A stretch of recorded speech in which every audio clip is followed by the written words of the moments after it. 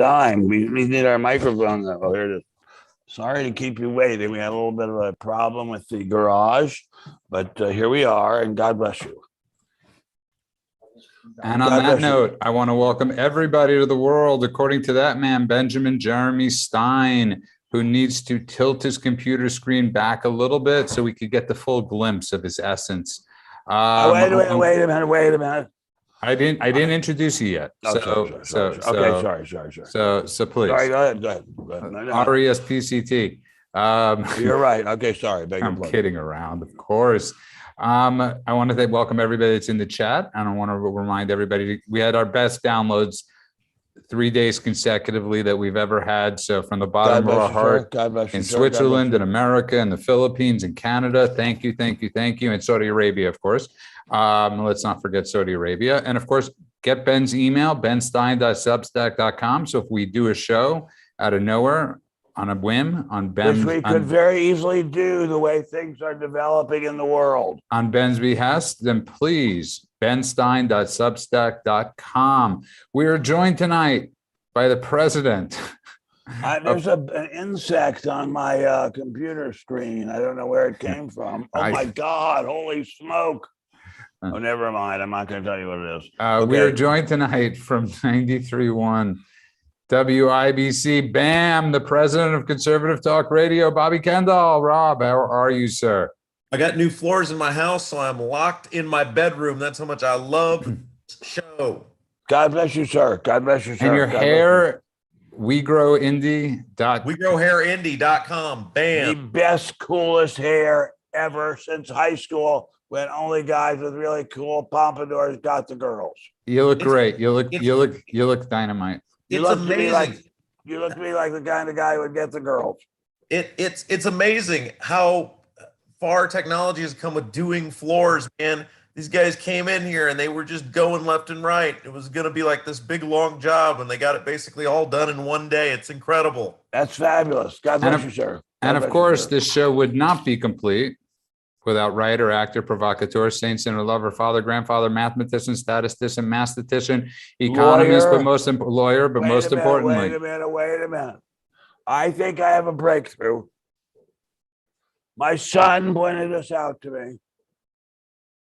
With these hands, I can cure schizophrenia. You didn't allow me to say why, though, because you are a doctor.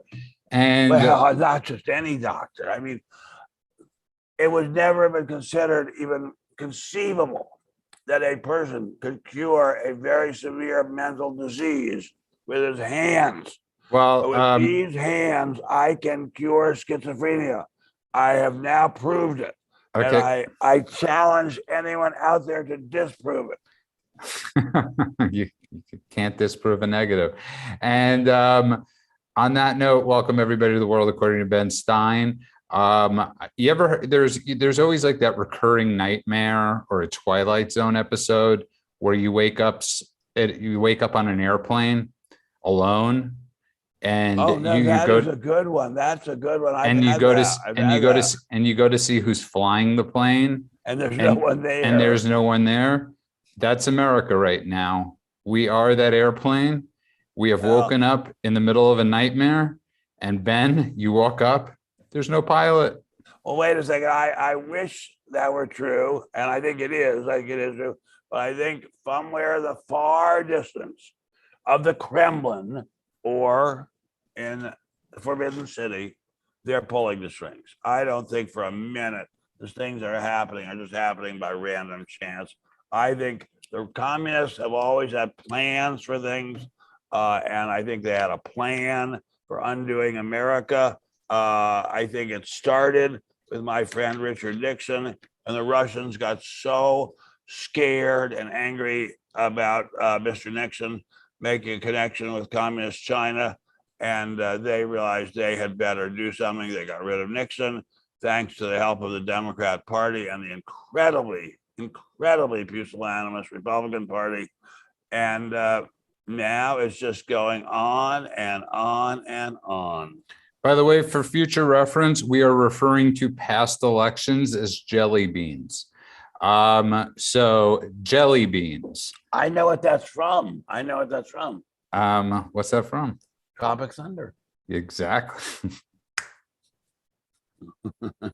I thought you might get it. No, you And- can't have my jelly beans. You think Yeah. you're the only one who likes jelly beans? But the You can't last have my jelly election we beans. are referring to as jelly beans. So that's how we will refer to them, Rob Kendall. But we are literally on a plane going down, whether it be on purpose, whether it be on by accident. And there is literally zero captain. And I am at the point where I don't know. I hate to say this, Kamala Harris might be a little more responsible right now. I don't think so. I don't think so at all. She's the biggest liar in the world because, among other things, as I've said before, I believe, she pretended to be African American, a proud boast, to be sure. They've gone through hell and they've triumphed in many cases. But she's not African American. She's Indian. Well, I had nothing to do with race. I'm saying, Rob, as I'm watching this sinking ship and I'm watching Biden not take any questions, going back to Camp David. Going right back. And here's it, you know, like how McGovern had the Southern strategy, Rob, they have the hiding strategy. And that is, it's the same strategy they had during the campaign. There's obviously, we'll go with Occam's razor, Rob, the simplest explanation. And the simplest explanation is this man has the absolute dementia. He can't be seen in public. He didn't call any world leader until tonight, Rob. Is that true? Is that really true? Yeah. Boris Johnson finally was the first world leader, Rob, he called tonight. So go for it, Rob. Well, I think you're giving him too much credit, but I'm sorry, Rob, I beg your pardon. You go ahead. Well, yeah, it's there was a TV show. We talked about this today on the air with another topic, but it applies to this one too. There was a TV show when I was a kid called Whose Line Is It Anyway? And Drew Carey was the host. And it was these famous comedians would get on stage and he would give them bizarre tasks to do, and they would have to appease whatever task he gave them. And the tagline of the show was where the game's made up and the rules don't matter. And that's America now. In terms of leadership, the game's made up, the rules don't matter. Biden is, and this is what I struggle with: is he just incompetent, or his mental faculties so far gone that he's incapable of leading the nation? Which one is it? I don't know. Well, he's right. Or is he a traitor? I mean, Right. but I will go back to what I've said before on the show, bearing in mind, drawing upon my legal background at Yale and very, very, very, very, very smart advice I've been given about the law by my very, very smart brother-in-law, Melvin Epstein, who would probably faint dead away if he realized his name was being used on a conservative show. There is an axiom in the law that we are held to intend the logical and necessary consequences of our actions. So that if something is a logical and necessary consequence, even if they say, "Oh, it happened just by accident," or "Oh, it happened because a whole bunch of different people got their hands in the soup bowl," if it happens and it was quite foreseeable, and it's not with the greatest respect, it's intentional. As far as the law is concerned, it's intentional. No, we 100%. This is intentional. Whether it's through dementia, by hook, by crook, whatever it is, it's absolutely intentional. And Ben, as he called Boris Johnson tonight, they without a doubt have like a 30-second delay on those calls. Like it's like old school calls, like, you know, with like foreign, with, you know, where it's like on delay. Like a satellite phone, because there's no doubt that he has an earpiece in his ear. He's talking to Boris Johnson. Boris Johnson asks him a question, and it's like 10 seconds or 15 seconds where they're repeating the answer into Joe Biden's ear. And I'm serious with that imagery. I could see, can you imagine how long these phone calls with Biden probably take with all the delay? Well, why how do you know that there was this delay? I'm sort of kidding, but at the same time, would you trust Biden on the phone with these world leaders right now? I don't. It's not a question of whether I would trust him. I would trust him to lie and to pass the buck. I would trust him to blame other people, but I don't necessarily think that they would have to do it by pretending that the calls were delayed. And he saw this thing coming down the road about 10 days ago, say, and did nothing. I totally agree with Mr. Biden. The speed of the Taliban's advance was breathtaking, astonishing. No one thought it could happen this fast, except the Taliban. They thought it could if the Afghan army stopped firing back. And the Afghan army, unfortunately, stopped firing back. And it's really, really, really, as my wife would say, heart-rending. But once that had happened, once, say, a week ago, it was clear that the Afghan army was not going to stand and fight. They could have gotten several thousand US soldiers, Marines, the toughest of the tough, into Afghanistan and gotten out a lot of people. We have an awful lot of large cargo planes, awful lot of them. And we have an awful lot of helicopter gunships. We could have slowed down the advance. The fact that we didn't is either intentional betrayal of the Afghan people and our own soldiers who fought and died there, or it is incompetence on such a level that it might as well be intentional. And this is the key part. This is, by the way, is why I strongly recommend to people, even if they are not planning to go to law school, I'm sorry, I beg your pardon, even if they're not planning to be lawyers, to think about going to law school and go to the best one you can. You do learn a heck of a lot. So Rob, we have close to, some estimates say 20,000 Americans still in Afghanistan. And this administration came out today and said they will allow the Taliban to walk to get them to safety. This is where the situation that's been saying is, this is the situation with the 13 to 14,000, Rob, not to mention that cargo plane of 700 people that came, I believe about, Rob, that came from Afghanistan. Only 140 Americans were on it, Rob. It's staggering. If you were to say, how could I do everything wrong, right? It's not like you got one thing wrong. It's if you were to say, how could I do everything wrong? And what I think was most disheartening to me, well, there were a couple of things about the speech Biden gave the other day. One is, it was just yesterday, as though he wasn't at the central part of almost all of this. He voted to send the people there. He was vice president under Obama when the surge happened. He was the one guy in the room basically who voted no, not to kill for the raid that killed bin Laden.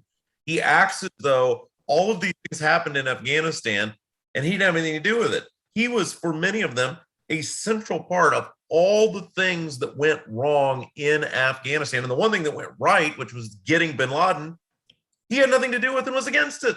So, I mean, you have a guy who has been wrong time after time after time after time, including getting out of Afghanistan, acting as though he wasn't a central part of all of it.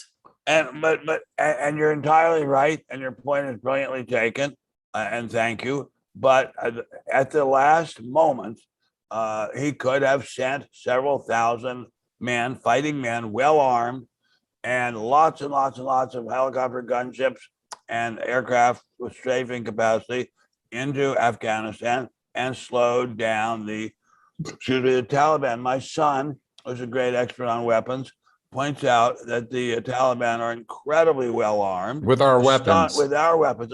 My son broke it down for me a bit about what specifically they had in the way of American weaponry. It's incredible. I mean, it's almost unbelievable. And now Mr. Trump has raised a brilliant point, which is, okay, so they stole some sniper rifles and scopes from American soldiers, but where did they get heavy artillery?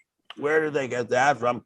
And I think it was you, Judah, my smart friend, who said to me today on the phone, they went to the Afghan soldiers in their artillery division and said, we'll kill you if you don't turn over this artillery to us, which is a measure of how frightening and powerful the Taliban is in Afghanistan.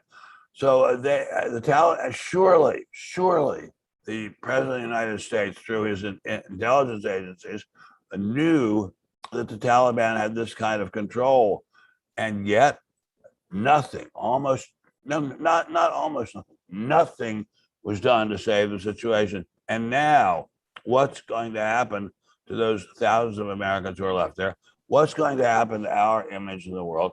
It's an unequivocal, worldwide, historical disaster. So And yet, amazingly, you walk down the street, nobody is complaining about it. But even if you ask even devoted Democrats, they're pretty unhappy about it. 49% disapprove of his handling of this. It's a huge, which is a huge number. But Rob, Wait a minute, 49% of everyone or of Democrats? No, 70% of everybody. 49%. He's at his lowest approval ratings ever. You take that aside because I hate bringing politics in when this is just such about being a jackass, and worse than that. I know, Ben. But Ben, Rob, Ben brings up a really good point. With we should have sent troops in to get out our people out safely, right? They should have seen that coming.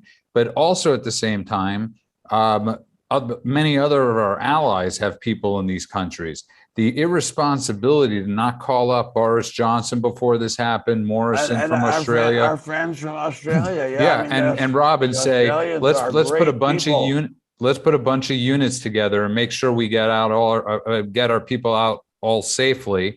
And the lack of the blunder of foreign policy, Rob, on so many levels. I've never seen this before. Maybe Ben has, but Rob, I'll go to you, and then I'll ask Ben if he's seen anything like this before.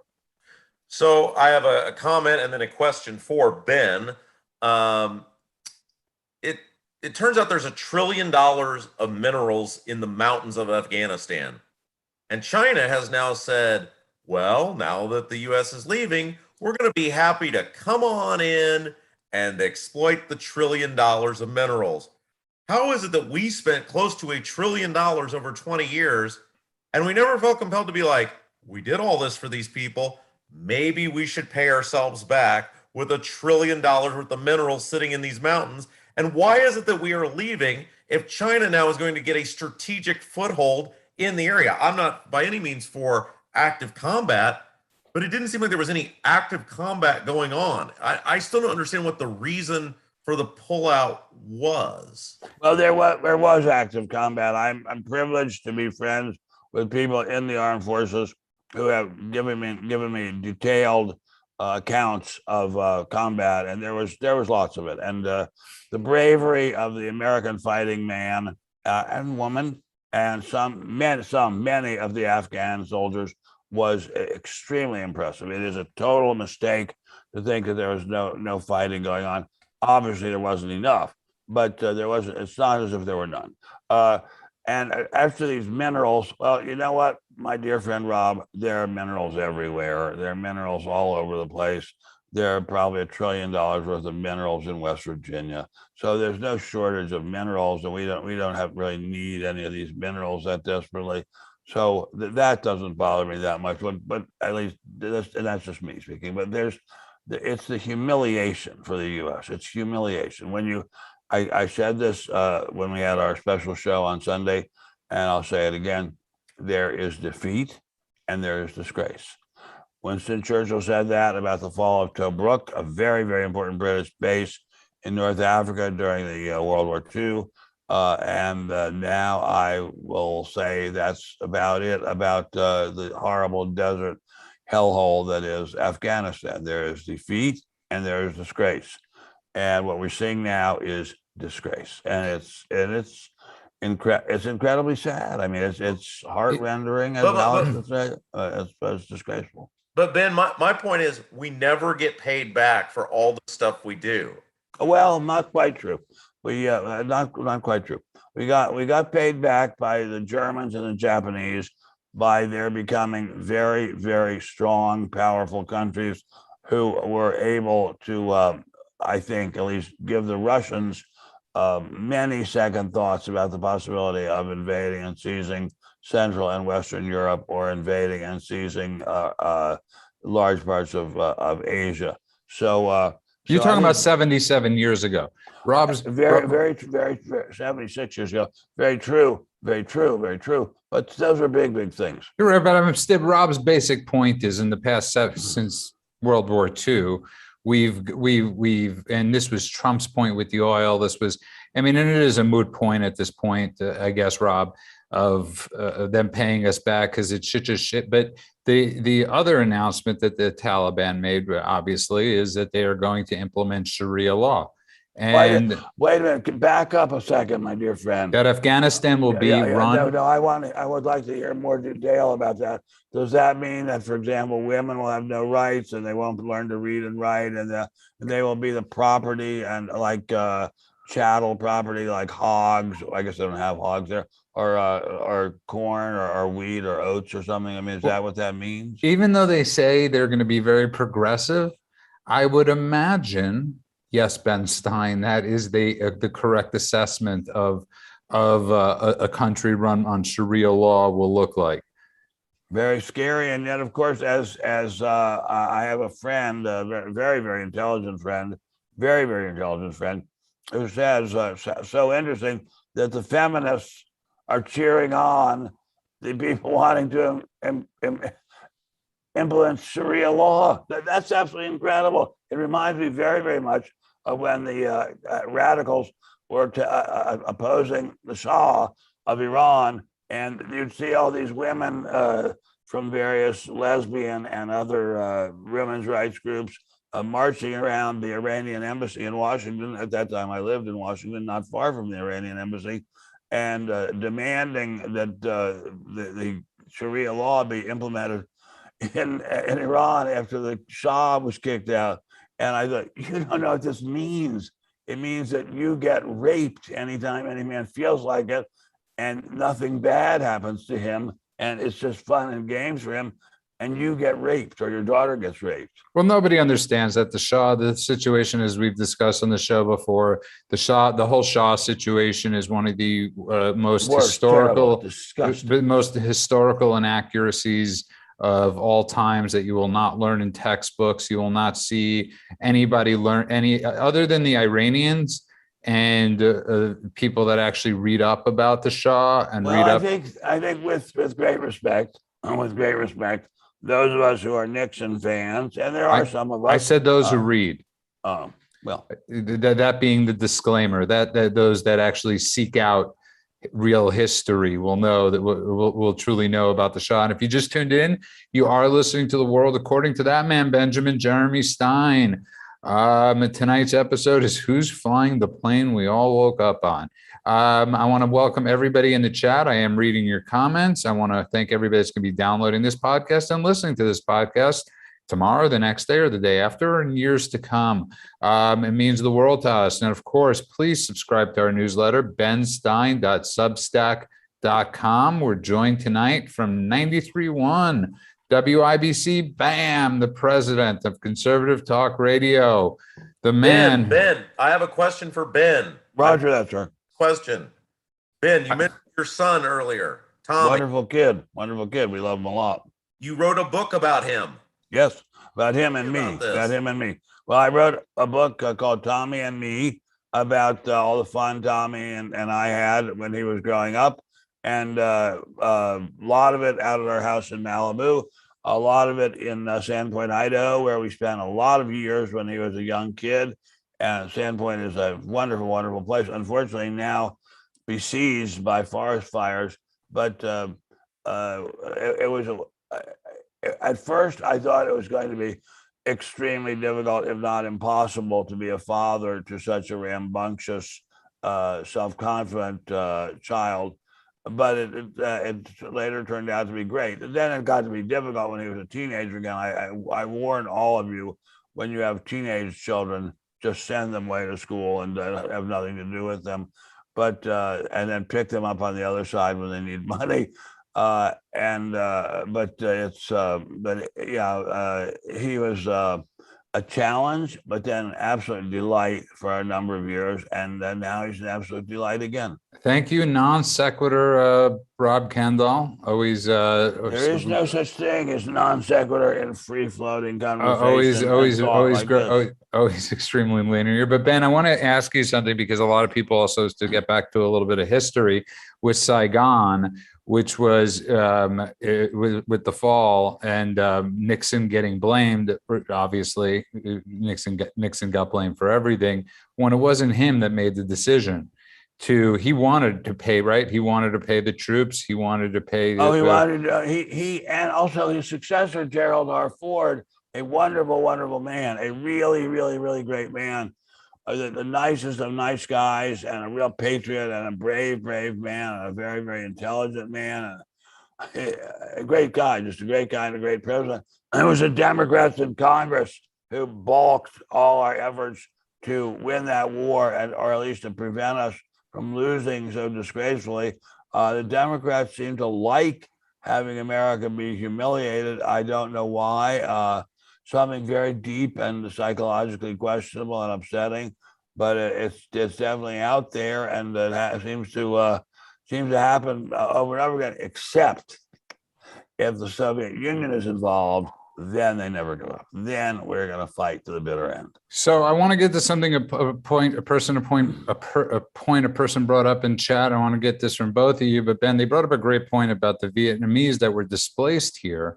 Many of them obviously became conservatives. The Vietnamese population, the Asian population tends to be way more on the conservative side. Is there any hope for that? I mean, I would imagine the Iranians are conservatives. So this influx that we're getting of the Afghanis, while I mind this a lot less. They're true asylum seekers. Does everybody else calling themselves asylum seekers, Ben, that run into this country, that we never know are threatened to death? These people we actually do know. So it's a good point the person made. But I think a better point, or excuse me, at least as good a point, is that the Vietnamese are just an extremely impressive race of people. I mean, they have suffered terribly under all kinds of rulers and cruel despots and invaders, and yet they have managed to achieve many, many great things. They are very intelligent people, very good-looking people, astonishingly good-looking people, and one of them is my wife's manicurist and masseuse, so she's a wonderful girl. But anyway, I think it has a lot to do with that, with the fact that the Indo-Chinese were genuinely brave, hard fighting people, and we definitely owed it to them to take them in. They were real asylum seekers. Now, what I would say, since we don't want to do non sequiturs, is at the same time that we have had this very, very bad loss in Afghanistan, we're being invaded from the Southwest by people who have COVID, who have criminal records, who have no credentials whatsoever that show that they're respectable citizens. And they're coming in at a breathtaking, unbelievable rate. And they will change the character of the whole Western or Southwestern U.S., maybe of the whole U.S. And nobody seems to be giving any thought to that at all. Mr. Trump correctly said this is an invasion. And now, I don't by any means say that these people are bad people. We have a lot of Hispanic people working for the Steins, and they are wonderful people, not just good, wonderful. But some of them have really bad criminal records, the ones coming across the border. And I'm not quite sure why we want to take them in. Well, we don't. Obviously, the reason we want to take them in is because for a new voting bloc. But Rob, the person that brought up the point about the Vietnamese, and I don't know. I don't know with the Afghan population what they're because a moderate Muslim, in some ways, is still from those regions is still we can't vet 30,000 refugees, 40,000 refugees from Afghanistan. We just can't. It's an impossibility, Rob. So we could be unleashing into this country, not just on our southern border, but right now flying into this country while we kick 30 Cubans or 60 Cubans back to Florida. Or kick them into the ocean. I mean, back to Cuba, right? Back into the ocean. It's an absolute disgrace, Rob. But we don't know. I mean, and I know it's not politically correct or the right thing to say, but with the Muslim population, we just don't know. We sort of have an idea. I'm trying to be, Rob. Well, and Ben will attest to this, as he's been a part of many successful business ventures. It's how he No, I have not. I've been a part of a few successful business ventures. Ben, you're literally called to testify in front of government bodies. You're that's because of things I've written about, not because I'm a successful businessman. I've never, except for a very few ventures. Just accept the compliment. Say thank you. Let him get on with his. Thank you. What was your point, Rob? Thank you, Robert. All business that are successful, they meticulously plan for every possible scenario. And I think that is one of the most disheartening things about what's happened with Afghanistan is it doesn't seem like they've planned for any scenario. Right. It doesn't look to me as if the Democrats have any plan for anything. I was writing about this constantly, and we were talking about this constantly during the campaign. What was the Democrats' plan? I mean, they said we're going to make things better. And, I kept saying it all reminds me of Reconstruction after the Civil War, when carpetbaggers and scalawags came down to the South and said to the freed slaves, and we're going to give every last one of you 40 acres and a mule. And nobody could understand what were these black people going to do with 40 acres and a mule. They didn't necessarily have skill operating a farm. They didn't necessarily have skills raising crops or raising wildlife or raising livestock, I beg your pardon. So what were they going to do? But Ben, you want to know what their plan was?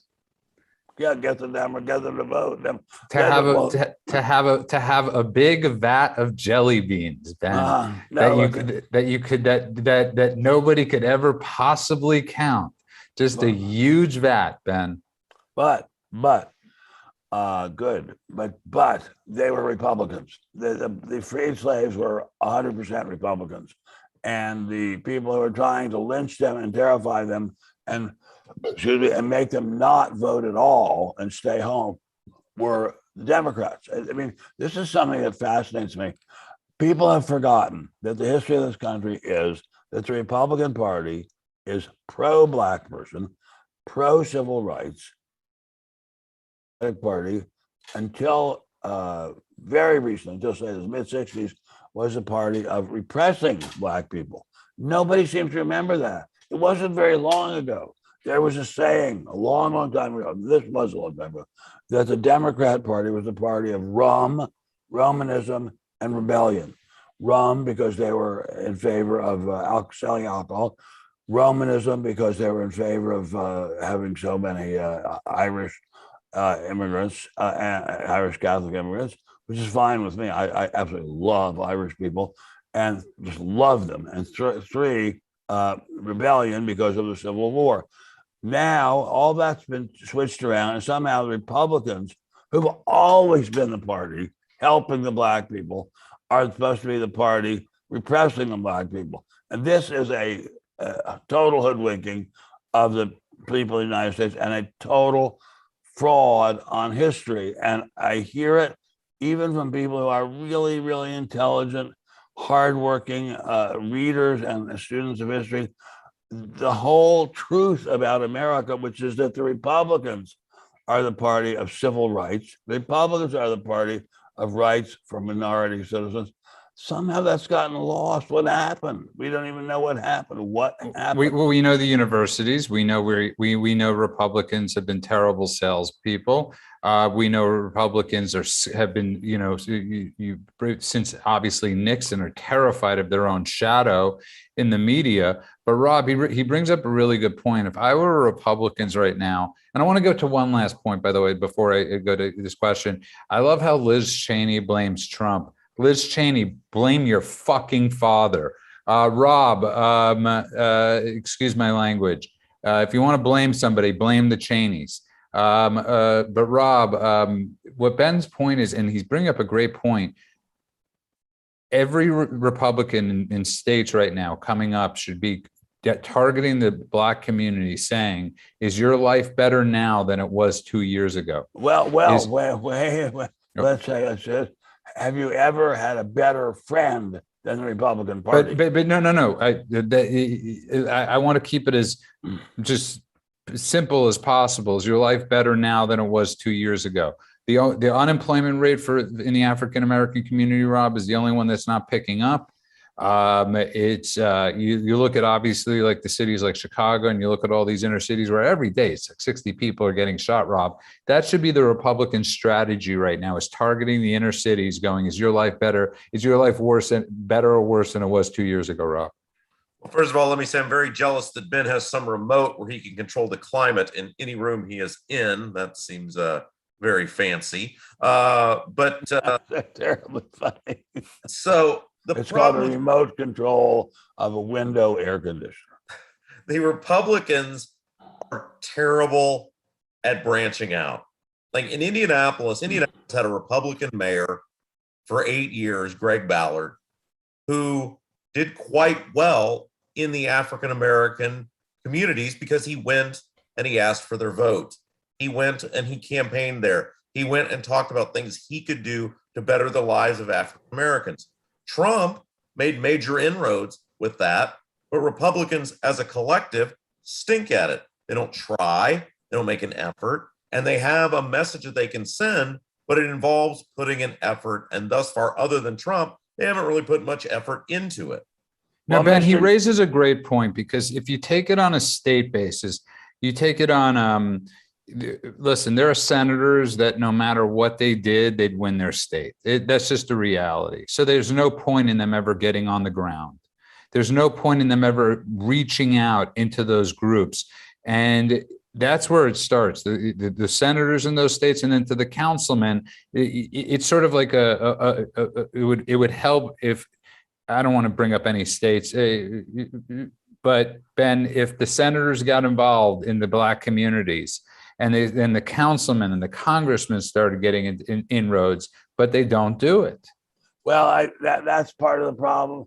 Problem is just that it has now become a tradition in the African American community that if you are a real true blue African American, you do not ever vote Republican. And it does take some salesmanship to change that, but there are incredibly great Black salesmen out there who can change it. We have a gentleman running for governor of the state of California named Larry Elder. He is an African American man. He's terribly intelligent and articulate.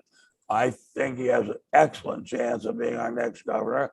And we need more like him to make progress, not only towards winning elections, but having a program. Larry Elder has had a program for the state of California for decades, which is to simply end all racial identification, and everything that is done will be done on the basis of ability and work and labor, and not on the ability on the label of race. And he's got a good chance of winning. Larry Elder does. I mean, a real good chance of winning if everybody gets out their vote and ballot harvests like we need to, and goes into every nursing home in California.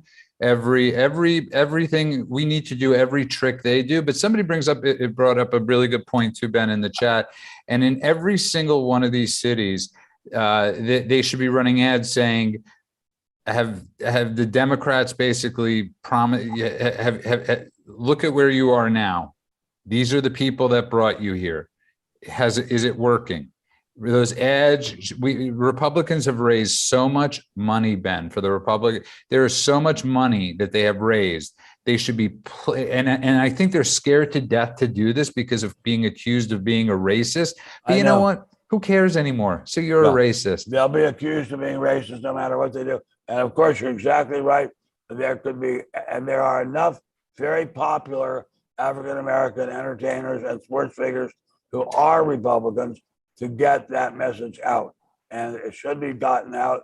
And it's terribly important. It's terribly important not only for, what are you doing, Robert? Ben, I'm trying to operate in my bedroom today, man. I'm doing the best I can. Short notice. Okay. All right. Well, God bless you, sir. Anyway. This is his parole shot, but go on.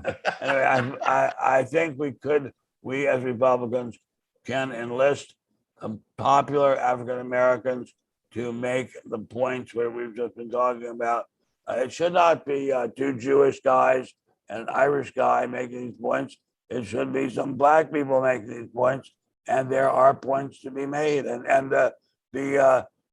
when I long ago, my first job at the White House, even before being a speechwriter for Mr. Nixon, was working for a wonderful, wonderful man named Robert Brown, who was in charge of minority affairs, and he and I just collected mountains of statistics about things the Republicans and Nixon in particular had accomplished for African Americans.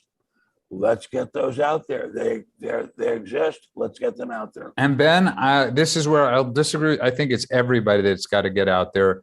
Two Jews and an Irishman and black people all walk into a town. It could be like a little joke and show the population there of and like Rob said, Trump made major inroads. If the jelly beans were counted in a certain way, we'd be in a very different position right now. And on that note, if you just tuned in, you are listening to The World According to That Man, Benjamin Jeremy Stein. There is no need for Wikipedia or history books when you have Ben Stein. He is our Wikipedia and history book combined. And I want to thank everybody for your comments. And obviously I'm reading them because I'm saying them out loud. And I want to remind you all, please keep downloading our episodes wherever podcast streaming is available. The World According to Ben Stein, download it. It helps us greatly. Give us that 5-star review. Also, benstein.substack.com. I'd be remiss if I didn't say you could stream Rob every day from 9 to noon. 93.1 WIBC, bam. And I want to welcome everybody back to The World According to Ben Stein.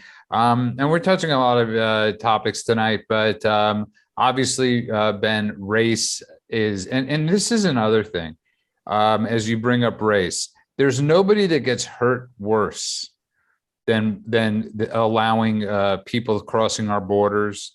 Then having 300,000 Afghanis coming in, taking, there's nobody that no, 30,000, however many that we're going to allow in, and however many other countries are going to allow in. I don't have the number, but what I'm saying is, with border surges and the amount of Afghanis that we are going to allow into our country, because there's no way we're not, Ben, the African American community, the Black community, is the one that does get hit the hardest. But I'm going to have to respectfully differ with you here, because there's the labor shortage is so acute that 30,000 is just a drop in the bucket, and anyone who's willing to work in this country now can get a job easily.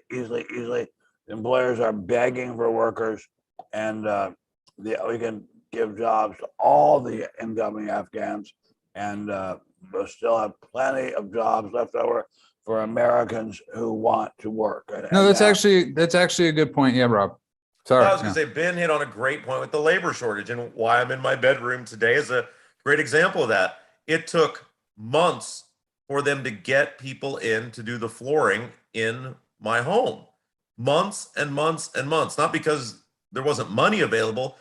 They were so backed up because there's been such a labor shortage. And what happened here today, and I've got furniture all over my house and all thrown around, which is why I had to be in here, is because they called last night and said, we can be here at 8:30 tomorrow because somebody canceled. Do you want it? We realize it's short notice. Yes, because it's impossible to get so many people to work. And so Ben is spot on, whether it's the food service industry, the labor industry, there is a worker shortage everywhere, which is amazing that we're still paying people to these unemployment benefits because there are help wanted signs everywhere. That is a real mystery.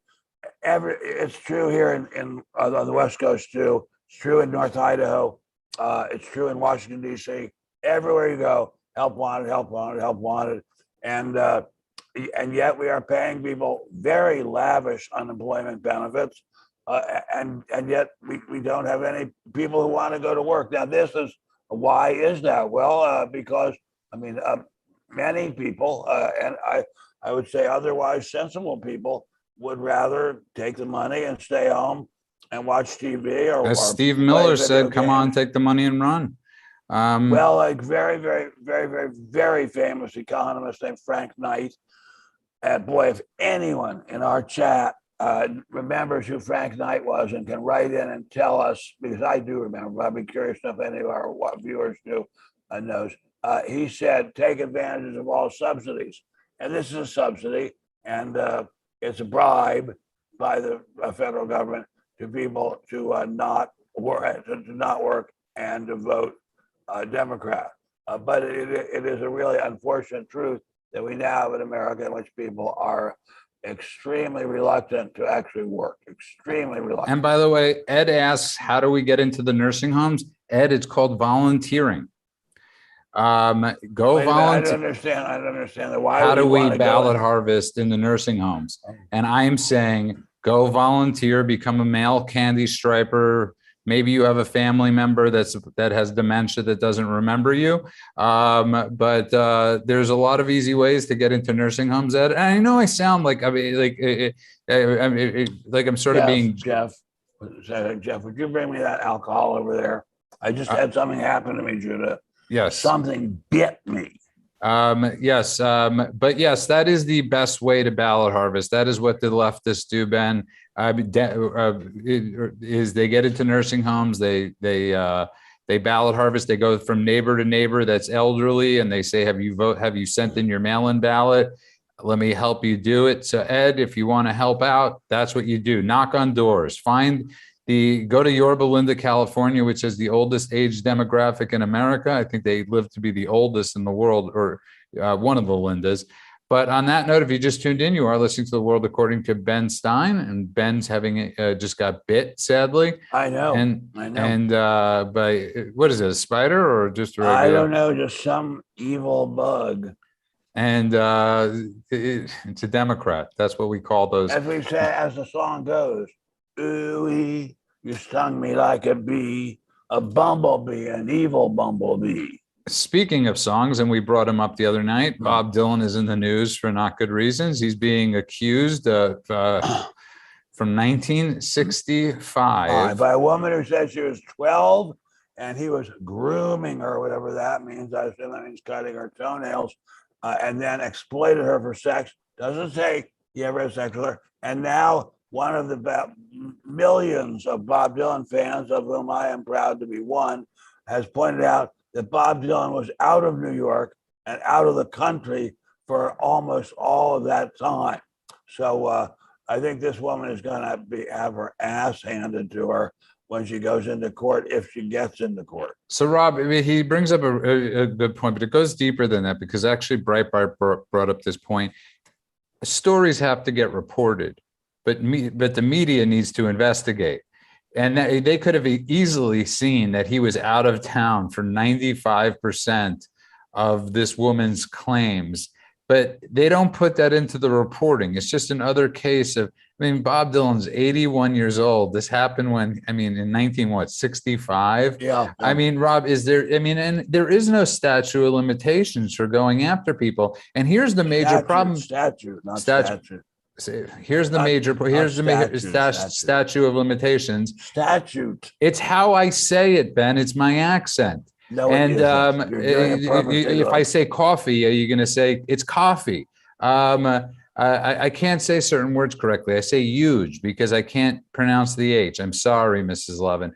But Rob, everybody knows somebody that doesn't like him. And at what point, everybody's got somebody that doesn't like them, Rob.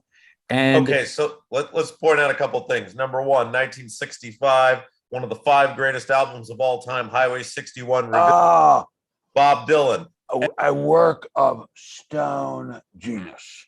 And I would like to also point out that Highway 61 Revisited was recorded between June and August of 1965. And by August 30th, it was out and in the hands of the people. Can you imagine that great of an album? It's put together in like 2 months. And then within 30 days of it being done recording, it's in the hands of the people. We are going backwards in terms of efficiency to getting great music to the people these days. Well, my friend, my dear friend, that's part of the problem. But part of the problem is we don't have many geniuses like Bob Dylan. I mean, Bob Dylan, I've said this on our show many times. I don't think he's had a good album since the late 70s or early 80s. But Blood on the Tracks, the last great at Bob. Yeah, but that's true. Blood on the true. Tracks. You're right. What year was that, sir? 75, I think. And as I brought up the other night, he did. 70s, And as 70s. I did bring up the other night, it was a collective, but the Traveling Wilburys were a damn good band. Incredibly great. But the legal system is such that this poor creature can bring these charges against him, this lawsuit against him. Some lawyer, I cannot imagine any lawyer stupid enough to do this, but I guess there are stupid. No, but Ben, it too. raises the bigger point of that we all have somebody that doesn't like us. Oh, believe me, I know. I've been sued. We all have somebody in our past. At what point? And I brought this up the other night. There needs to be the shield law for and I wish Republicans. Another thing I wish they would put on their platform is that if you're going to accuse somebody, listen, in the UK, they will not put anything in the UK Daily Mail until they know every single aspect of that case. They will, yeah. But in the UK, it is incomparably easier to win a libel suit than it is in the US. It is almost impossible to win a libel suit against a public figure in the United States of America. And this woman is not going to win this case. And she and her lawyer are going to be just totally humiliated and kicked around, and they deserve to be. Well, because how are you going to prove or disprove something from 1965? Well, you are going to prove that he was not anywhere near her. Okay, remember. And you're going to prove that she has a history of mental illness. You're speaking. I'm just guessing. But the problem is you're speaking. You're using logic. Okay, you can't. When it comes to if it's somebody's truth, there is no logic, as we learned in the Kavanaugh case, when it's set into obviously motion of it's their truth. So you're trying to speak logically of the illogical. But I want to ask you on a more serious note, getting back to this Afghanistan thing, Ben, and with the world, where do we go next? What's next? I hope what's next is that people like you, Judah, and you, Robert, and Ben Stein, and Ben Stein's friends, and Ben Stein's wifey, the world's finest human being, are going to go out there and fight for the Constitution of the United States. I mean, the Constitution of the United States is the greatest document in the history of mankind, except for possibly the Bible. I'd say probably the Bible. And we are going to fight for the upholding of the Constitution of the United States of America. And we're going to write about it. We're going to demonstrate about it. We're going to lie down in front of trucks and cars on K Street, the way my wife and I did to stop the war in Vietnam, because my wife's father was an incredibly brave war hero in Vietnam and also in Germany. And he said, when he first met me, and Alex, my wifey saint, said to him, Benji and I are going to be going out and demonstrating against the war in Vietnam. But of course, this does not in any sense mean we disapprove of you. And Colonel Denman said, guys, if I were your age, I would be demonstrating against the war in Vietnam too. It's a dead end. It's a swamp. It's a graveyard. It's not, we can't win it. We're not going to win it. It's just a way to get American young people killed. And as I say, he said, if I were a young person, I'd go out there and demonstrate with you. And I applaud you going out there and demonstrating. If there's anything I can do to help, let's do it. And I would say, this is a man who had so many medals. It was almost unbelievable. I'm proud to have them still at our house in the desert. And next time I'm on the show from there, I will point something out to you. So Rob, you know, and I bring up the what's next, I bring up globally what's next too, because obviously in that region now we have a country that is a terrorist state, another terrorist state. So we have Iran, we have Afghanistan, we have no real Pakistan. Not to be compared. Does not have Sharia law, but obviously not the world's nicest guys, and unfortunately they have nuclear weapons. Obviously Pakistan, and we're all against the idea of going to wars, because look at what I mean. What's next? What's the next thing to top? It's like we're 2 days after this event, and we can't get them. We still have Americans trapped, Rob. There, it's such a weird feeling that I don't want to look at the news tomorrow. Well, wait a minute. More than that, we have a president who's not even addressing it. I mean, yeah. who's on vacation. I mean, no, he's coming back. They announced, Ben, he's coming back to the White House tomorrow. Okay, so that was an extremely short Camp David trip. Well, if I may say so, that's even if he went. I get it. If I may say so, if it were Nixon, my hero, my lifetime hero, he would have been convoking round-the-clock meetings of the top people at defense and state, and the top generals who were a hell of a lot better than the ones we have now.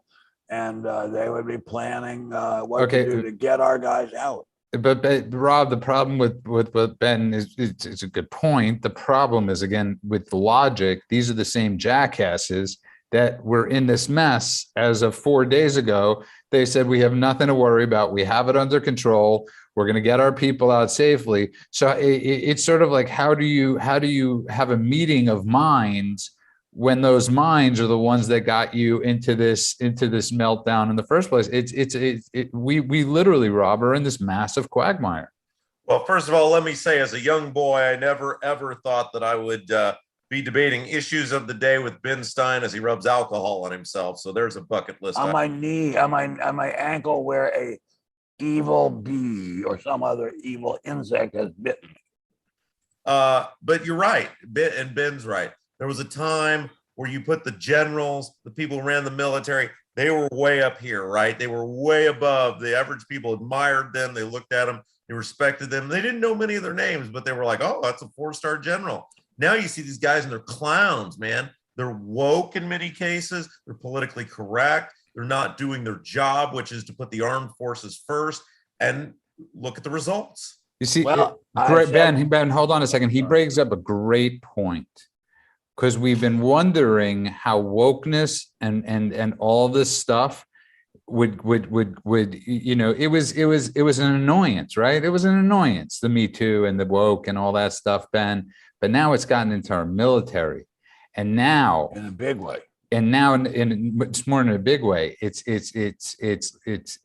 dictating strategy, and that is frightening, Ben Stein. Well, as I said yesterday, quoting an evil but very, very clever person, but a thoroughly evil person, the job of armies is to fight and win wars. It is not to create diversity. It is not to give jobs to people of all different races. It is to fight and win wars. We've forgotten that in America. We've got to get that through our thick skulls. And until we do, we're going to keep losing wars. And I think this one was bound to be lost anyway. But the fact that we are losing in such incredible chaos is just criminal. I want to give kudos, I'm never sure how to pronounce that, to my son Tommy, who went through item by item what a Taliban fighter was wearing in terms of how much all of it's stolen from the U.S. Army. Incredible toe to top of the head outfit costing way over $10,000. And we have to get some people who care about that in the government. And so far, we don't have them. I mean, I can't even believe the incompetence of the Pentagon for these guys to say, okay, fine, we're going to stop training to fight. Instead, we'll train you to accept lots and lots of gay people. And that's fine with me. Some of the bravest people I've ever met in my life are gay. But I don't think it's the Army's job to spread the gospel of gay love. The job is to fight and win wars. And I just want to end this as we are running out of time. President Joe Biden once dismissed America's obligations to Afghan women and girls when he was vice president, telling officials, fuck that, when it was brought to his attention. That is in Joe Biden's own words. Fuck that. Excuse my language, Ben Stein, but that's Joe. That is Joe Biden. So when you say it's intentional, you're 100% probably completely right. Everything that's going on right now is 100% intentional, and it's foreseeable. It's foreseeable. And I'd like to suggest something. Yeah, but I want to end it first, and you don't just do it every night, and it's like we don't want to do the Hannity and say this is my opening monologue and then speak. Okay, you're right. If you speak, that's your opening monologue, Hannity. But I want to thank everybody that's been in the chat tonight. I want to thank everybody for their comments. They have been amazing. I'm very sorry about Ben's bug bite. I want to remind everybody that they can find benstein.substack.com, substack.com. Also, please get our continue downloading the podcast. It means the world to us. Anywhere, Apple, Amazon, Stitcher, iHeartRadio, everywhere. And of course, you can find them at spectator.org as daily diaries. But also, I want to thank Rob Kendall, who will be back with us Thursday night. You can find Rob every day from 9 to noon. Stream him. 93.1 WIBC. Bam! Rob Kendall is the president of Conservative Talk Radio. I am going to start a GoFundMe to get some new furniture to go with my new floors. What do you need a GoFundMe? Why do you need a GoFundMe? You got free. Job. You managed to get hair from one of your sponsors. I'm sure you could get a couch from one of your sponsors, Rob. If you got hair, you could get a couch. It just stands to reason. I sold an item on eBay tonight, and I told my father after the sale, I said, my goal is to be able to buy a modest Malibu home just like Ben Stein. Stop betting on golf. And that is a very good goal. I would like to invite you to come out and visit me at my home and sit with me out on my deck while we look at the ocean. And Judah, you come too, and it will be great. Gladly. And on that note, Ben Stein, please take us out. I'm going to take us out now in what is engraved in my heart. God bless America, land that I love. Stand beside her and guide her through the night with a light from above. From the mountains to the prairies to the oceans white with foam. God bless America, my home, sweet home. God bless America, my home, sweet home.